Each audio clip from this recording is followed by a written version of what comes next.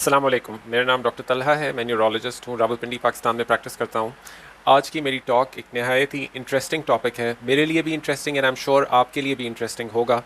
वो एक दवा के बारे में है जिसने पिछले कुछ सालों में दुनिया भर में तहलका मचा दिया है।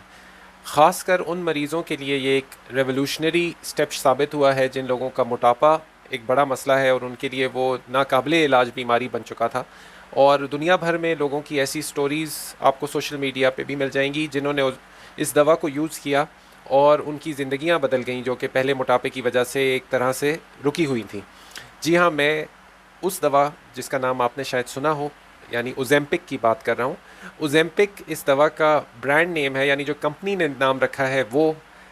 ओजेम्पिक है, और इस दवा का जो असल यानी जेनेरिक नाम है वो सेमाग्लूटाइड है। और ये एक इंजेक्शन होता है, इंजेक्शन की फॉर्म में आमतौर पर इस्तेमाल किया जाता है। इस दवा की जो ग्रुप या साइंस इसके पीछे है वो कहलाते हैं ये GLP-1 एगोनिस्ट्स। ये इसका मतलब यानी glucagon like peptide 1 agonist. Agonist का मतलब होता है कि एक ऐसा केमिकल जो किसी हार्मोन की तरह का हो और वो उस जगह पर जाके वही असर करे जैसा वो हार्मोन असर करता है। तो ये दवा साइंटिस्ट ने ऐसी बनाई जो उस हार्मोन जैसी है, और जो आम तौर पे जिस्म में ये GLP-1 हार्मोन होता है, ये दवा भी वैसा ही असर पैदा करती है। तो ये असर क्या है, यानी जब आप ये दवा लगा लेते हैं, नॉर्मली ये पहले बात करते हैं कि वो नॉर्मल हार्मोन ये क्या करता है। नॉर्मली ये हार्मोन बॉडी में इंसुलिन पैदा करवाता है, यानी जब ग़िज़ा खाना बंदा खा लेता है इंसुलिन पैदा होती है। उसके अलावा जो एक केमिकल या हार्मोन होता है ग्लूकागॉन, उसकी जो पैदावार है जिस्म में उसको ये हार्मोन दबा देता है। और आखिरी में जो आंत है उसके खाली होने के अमल को यह हार्मोन स्लो डाउन कर देता है। यानी जब आप खाना खा लेते हैं तो यह हार्मोन रिलीज़ होता है। इससे ये 3 असर होते हैं कि इंसुलिन पैदा होती है, ग्लूकागॉन की पैदावार कम होती है, ग्लूकागॉन से आमतौर पे ब्लड शुगर बढ़ने का असर मिलता है, और जो आंत के खाली होने का अमल है वो इस हार्मोन के पैदा होने से स्लो हो जाता है। यानी आपके जिस्म को एक तरह से एक सिग्नल मिलता है कि अभी पेट आंत भर चुकी है, इसको और आप भरें नहीं। तो जब ये दवा ली जाती है तो तब भी यही किस्म के असरात होते हैं। इंसुलिन पैदा होती है, दूसरा ग्लूकागॉन की पैदावार कम होती है, दोनों असरात से शुगर कम होती है, और तीसरा जो आंत की आगे चलने का अमल है वो स्लो हो जाता है, जिसकी वजह से ये सिग्नल जनरेट होता है बॉडी के अंदर के इंसान का पेट भरा हुआ है और ग़िज़ा की गुंजाइश नहीं है। तो ये तीनों असरात को देखा गया जब रिसर्च की गई कि इससे एक तो शुगर अच्छी कंट्रोल हो जाती है, दीगर शुगर की दवाओं के साथ ये भी दुनिया के जो बड़े मेडिकल बोर्ड्स हैं उन्होंने इसको इस चीज़ के लिए अप्रूव किया कि शुगर के मरीज़ों की शुगर कंट्रोल करने के लिए ये दवा दी जा सकती है, और पाकिस्तान में भी ये दवा ऐसे मरीज़ों की शुगर कंट्रोल करने के लिए इस्तेमाल हो रही है। दूसरा ये देखा गया कि जब ग़िज़ा की ख्वाहिश इस दवा को लेने से कम हो जाती है तो अक्सर मरीज़ जो बेपनाह भूख की वजह से, या जिसे क्रेविंग्स कहते हैं, उनकी वजह से बहुत ज़्यादा खा रहे थे, उनका खाना पीना कम हुआ और वक्त के साथ साथ उनकी जो वज़न का मसला है वो काफ़ी हद तक बेहतर हो गया। तो जो मेन रीज़न्स ये दवा शुरू में यूज़ हुई वो शुगर कंट्रोल करने के लिए और मॉर्बिड ओबेसिटी का कंट्रोल करने के लिए, यानी नहायत बीमारी की हद तक का मोटापा कंट्रोल करने के लिए इस शुगर के मेन इस्तेमाल हैं। लेकिन पिछले अरसे की कुछ रिसर्च ने ये भी साबित किया कि इससे हट के भी बेनिफिट्स हैं, यानी कि जो हार्ट पेशेंट्स हैं, ख़ासकर जिनमें मोटापे का मसला है, उनके लिए भी ये हार्ट डिज़ीज़, हार्ट अटैक के जो रिस्क है उसको रिड्यूस या कम करने के लिए कारगर साबित हुई। उसके अलावा जो फालिज का रिस्क है, ख़ासकर उन मरीज़ों में जो कि शुगर के भी मरीज़ हैं, उनके अंदर फालिज का ख़तरा इस दवा से कम हुआ। और तीसरा, जो मरीज़ शुगर के हैं और जिनमें उनके गुर्दे पे ख़ास असर पड़ रहा है, यानी जिनको क्रॉनिक किडनी डिज़ीज़ का असर नज़र आ रहा है, उन मरीज़ों के अंदर भी इस दवा ने क्रॉनिक किडनी डिज़ीज़ यानी गुर्दे का जो फंक्शन है उसके गिरने को रोका, या जिसे हम GFR या ग्लोमेरुलर फिल्ट्रेशन रेट कहते हैं, उसके जो कमी वाक़ई होती है वक्त के साथ साथ शुगर के मरीज़ों में, उसने इस दवा ने उस चीज़ की जो बढ़ना है उसको स्लो डाउन किया या कम किया उसको।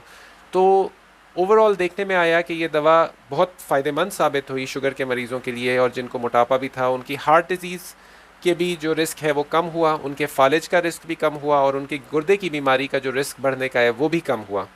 अब ज़ाहिरी बात है ये एक दवा है और हर दवा की तरह इसके भी कुछ साइड इफ़ेक्ट्स हैं। तो जो कॉमन साइड इफ़ेक्ट्स देखने में आए वो बहुत सारे मरीज़ों को, बहुत सारे तो नहीं कहना चाहिए, कुछ मरीज़ों को उनमें मतली, कुछ को उल्टी, और कुछ को जो जहाँ पे क्योंकि इंजेक्शन है तो इंजेक्शन साइट रिएक्शन का भी ख़तरा इस दवा के साथ रहता है, तो उस चीज़ को मॉनिटर करने की ज़रूरत है। ये दवा अमूमन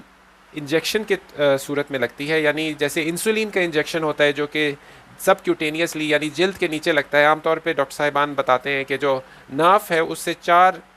उंगलियों का फासला दूर करें तो उसके इर्द गिर्द एक सर्कल की सूरत में मुख्तलिफ वक्तों में ये लगाया जा सकता है। अभी जो इंजेक्शन्स अवेलेबल हैं आमतौर पे वो हफ्ते में एक दफ़ा लगाए जाते हैं और वो उसकी जो मुनासिब डोज़ है वो आपके डॉक्टर साहब सजेस्ट कर सकते हैं। और जो मोस्ट सीरियस साइड इफ़ेक्ट जो कि लिटरेचर में है और रेयरली शायद देखने में भी आता है वो पैंक्रेटाइटिस है, यानी लुबलुबे की सोजिश। तो डॉक्टर साहिबान उसका रिस्क असेस करने के लिए अमूमन पहले अल्ट्रासाउंड कराते हैं देखने के लिए कि पित्ते में पत्थरी तो नहीं है। तो ओवरऑल अगर एक डॉक्टर की सुपरविजन में ये इलाज किया जाए तो ये इलाज सेफ़ है, और अगर कोई भी साइड इफ़ेक्ट हो तो उसको मॉनिटर करने के लिए आपके डॉक्टर साहब मौजूद होंगे इंशाल्लाह। मेरी नज़र में आइंदा आने वाले वक्तों में इस वेट लॉस थेरेपी का जिसने दुनिया में तहलका मचा दिया है, इसके कुछ और इस्तेमाल भी सामने आएंगे। एक तो हम देखते हैं कि जिन पेशेंट्स में ऑस्टियोआर्थराइटिस होता है, यानी मौरूसी तौर पर उनके घुटने, कूले, कमर के मोहरे, उनके ऊपर यानी डिजनरेशन यानी वक्त के साथ उनका मौरूसी असरात से घिसना पेश आ रहा होता है, तो उनमें भी हम देखेंगे कि ये दवा बहुत कारगर साबित होगी, क्योंकि वज़न कम करने से इन मरीज़ों का बहुत फ़ायदा हो जाता है। इन मरीज़ों का जो मसला ये रहता है कि ये चल फिर सकते नहीं, इनको मुश्किल होती है, दर्द होती है चलने फिरने में, ज़्यादा वॉक करना मुश्किल होता है, खुराक नॉर्मल चलती रहती है तो उससे वज़न वक्त के साथ बढ़ जाता है, और उस वज़न बढ़ने से जो इनके घुटने कूले ऑलरेडी जवाब दे चुके होते हैं और ज़्यादा इनके लिए चलना तकलीफ़ दे और ज़्यादा जो मूवमेंट है वो मुश्किल हो जाती है। तो वज़न कम करना इन मरीज़ों के लिए भी मेरी नज़र में गेम चेंजर साबित होगा। दूसरा एक और बीमारी होती है ऑब्स्ट्रक्टिव स्लीप एपनिया, उसको भी अमूमन जो है ना मोटापे के साथ देखा जाता है। इन मरीज़ों में मोटापे की वजह से जो गर्दन के जो मोटापा है उससे गर्दन के पट्टे सांस की नाली को दबाते हैं, ख़ास तौर पे उस वक्त जब मरीज़ सो रहा होता है। उससे नींद के बीच में मरीज़ के सांस कुछ सेकंड्स के लिए रुक जाता है, जिसकी वजह से ब्लड प्रेशर शूट होता है, दिल के ऊपर दबाव पड़ता है, और बहुत सी दफ़ा इस रात के साइंटिस्ट और डॉक्टर्स का ख्याल है कि इस रात के इस वाक़ये की वजह से दिल की धड़कन नॉर्मल से एब नॉर्मल की तरफ चली जाती है, यानी एरिथमियाज़ होते हैं, और जिसकी वजह से कार्डियक अरेस्ट हो सकता है, यानी अचानक मौत वाक़ हो सकती है। तो अक्सर आप लोगों ने हर एक वाकिफ़ होता है कि जो बहुत ही सुबह फजर के टाइम से पहले की फ़ोन कॉल होती है वो अक्सर ख़तरनाक भी साबित होती है, क्योंकि उसमें किसी न किसी मरीज़ की या इवन सेहतमंद लोगों की वफ़ात की ख़बर आ जाती है। तो डॉक्टर्स का ख्याल ये है कि रात के वक्त अर्ली मॉर्निंग में जो डेथ्स होती हैं उसकी एक बड़ी वजह ऑब्स्ट्रक्टिव स्लीप एपनिया और उसकी वजह से होने वाली हाइपरटेंशन और उसकी वजह से होने वाला दिल पे दबाव और उसकी वजह से होने वाला जो एरिथमियाज़ हैं यानी इर्रेगुलर हार्ट बीट्स हैं वो बन जाती हैं। तो अगर वज़न कम करने की एक दवा मौसर हो तो उसकी वजह से ऑब्स्ट्रक्टिव स्लीप एपनिया का रिस्क भी कम किया जा सकता है। फिर दीगर बीमारियों में एक बीमारी है पॉलीसिस्टिक ओवेरियन सिंड्रोम। ये बहुत सारी हमारी बहनों के लिए एक सर का दर्द बनी होती है, क्योंकि उसकी उनके मोटापे की वजह से उनका जो फीमेल हार्मोन है वो मेल हार्मोन में कन्वर्ट हो रहा होता है। इस तरह के जो ओवरीज़ हैं वो एस्ट्रोजन रिलीज़ करती हैं, और जो इर्द गिर्द के जिस्म की चर्बी जैसे पेट की चर्बी, रानों की चर्बी, वो उस एस्ट्रोजन को मेल हार्मोन में कन्वर्ट करती है। उसकी वजह से उन औरतों के प्रेग्नेंट होने का रिस्क भी कम होता है, यानी फर्टिलिटी कम हो जाती है। उसमें वो अगर बच्चे की ख्वाहिशमंद हो तो उससे बच्चा नहीं होता और हमल नहीं होता, उसकी वजह से वो कपल तकलीफ़ में आते हैं। और उसकी वजह से क्योंकि मेल हार्मोन ज़्यादा पैदा हो रहा होता है, उन औरतों के मेल फीचर्स कुछ डेवलप होना शुरू हो जाते हैं। मिसाल के तौर पे चेहरे पे बाल आना शुरू होते हैं, उसके अलावा जो आगे का सर है उधर से बाल गिरना शुरू होते हैं। तो ओवरऑल ये औरतों के लिए बहुत तकलीफ दे रहता है। फिर उनके जो मंथली साइकिल्स हैं उनका रूटीन डिस्टर्ब हो जाता है इसकी वजह से। तो अगर कोई वेट लॉस थेरेपी आएगी तो ये भी उनको जो है ना बहुत हेल्प करेगी। फिर उसके बाद एक और बीमारी जो कि हम न्यूरो क्लिनिक्स में देखते हैं उसको कहते हैं इडियोपैथिक इंट्राक्रेनियल हाइपरटेंशन। इसमें भी अक्सर फ़ीमेल्स ही असरअंदाज होती हैं, और ख़ास तौर पे वो फ़ीमेल्स जिनके मोटापा मसला होता है उसमें उनके जो ब्रेन के इर्द गिर्द पानी है उसका प्रेशर बढ़ जाता है, और उस प्रेशर के बढ़ने की वजह से उनकी आँख के पर्दे के ऊपर भी उसका असर आता है और नज़र जाने का ख़तरा होता है। यानी ये इतनी सीरियस बीमारी बन जाती है कि उससे उनके नज़र जाने का और अंधापन होने का ख़तरा हो जाता है। तो उसमें भी जो एक क्योर का ज़रिया है वो वेट लॉस है, और अगर एक मौसर और सेफ़ वेट लॉस की थेरेपी होगी तो मेरी नज़र में आइंदा आने वाले वक्तों में उस बीमारी के लिए भी हम GLP-1 एगोनिस्ट का इस्तेमाल करेंगे। फिर जनरली बहुत सारी बीमारियों की वजह मोटापा होता है, और क्योंकि मोटापे से इंसान चलने फिरने से, एक्सरसाइज करने से कासिर हो जाता है, तो जो बीमारियां कम मूवमेंट से, बैठे रहने से, काहली की वजह से बढ़ती हैं, जैसे कि सर दर्द यानी माइग्रेन्स, फिर डिप्रेशन, एंजाइटी,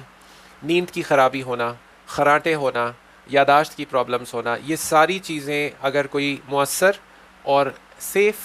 वज़न कम करने की दवा हो तो उसकी वजह से ये चीज़ें बेहतर हो जाती हैं। और मेरी नज़र में आने वाले वक्तों में साइंटिस्ट्स और डॉक्टर्स ये चीज़ देखेंगे कि ये या कोई और जो इस ग्रुप्स की दवाएं हैं वो इन बीमारियों के इलाज को मौसर बनाने के लिए भी इस्तेमाल होंगी। ये था एक मुख्तसर सा ओवरव्यू GLP-1 एगोनिस्ट का, जिसकी एक मशहूर, जैसे आप कहें पोस्टर बॉय ब्रांड जो है वो ओजेम्पिक है, और इस जैसी और भी इस ग्रुप में दवाएं हैं जो कि आपके डॉक्टर साहब आपको रिकमेंड कर सकते हैं। मैं बिल्कुल भी किसी को रिकमेंड नहीं करूंगा कि वो बग़ैर डॉक्टर के मशवरे के ऐसा कोई इलाज करें, क्योंकि इलाज का ख़तरा भी हो सकता है, उससे नुकसान हो सकता है आपका।